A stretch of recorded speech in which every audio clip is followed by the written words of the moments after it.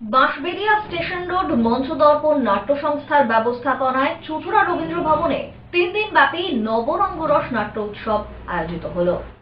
Bansberia station road মঞ্চদর্পণ নাট্য সংস্থার ব্যবস্থাপনায় চুঁচুড়া রবীন্দ্র ভবনে 3 দিন ব্যাপী আয়োজিত হলো নবরঙ্গরস নাট্যোৎসব 2024। 12, 13 এবং 21শে নভেম্বর 3 দিন ধরে এই অনুষ্ঠান আয়োজিত হয়। ভারত সরকারের সংস্কৃতি মন্ত্রকের আর্থিক সহায়তায় এই নাট্য উৎসব উপভোগ করেন উপস্থিত সকলে। বিশিষ্ট নাট্য ব্যক্তিত্ব সুভাষ বন্দ্যোপাধ্যায় এবং বিশিষ্ট পরিচালক ও নাট্যকার তাপস মুখোপাধ্যায় এই নাট্য উৎসবের উদ্বোধন করেন। কলকাতা সহ রাজ্যের বিভিন্ন জেলা থেকে মোট 9টি দল এই নাট্য উৎসবে অংশগ্রহণ করে। নাট্য উৎসবকে কেন্দ্র করে দর্শকদের মধ্যে ছিল বিপুল উদ্দীপনা। বাঁশবেড়িয়া মঞ্চদর্পণ আগামী দিনে আরও নাট্য উৎসবের আয়োজন করতে চলেছে বলেই জানান উদ্যোক্তারা।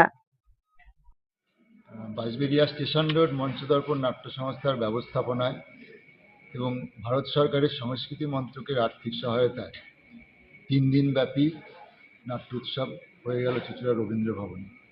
পশ্চিমবঙ্গের বিভিন্ন জেলা থেকে কলকাতা সহ 9টি নাট্যদল আমাদের এই নাট্য প্রতিযোগিতায় নাট্য উৎসবে অংশগ্রহণ করেছিল। প্রত্যেককেই আমরা যথাযথ তাদের সাম্মানিক এবং থাকার ব্যবস্থা এবং আহারাদির ব্যবস্থা করেছিলাম। কত বছর ধরে হচ্ছে এই নাট্য উৎসব আমাদের এবার নবম নাট্য উৎসব হলো। নবরঙ্গরস নাট্য উৎসব আমাদের এই নামে নাট্য উৎসব হয়, যেটা আমরা প্রত্যেক বছরই করে থাকি।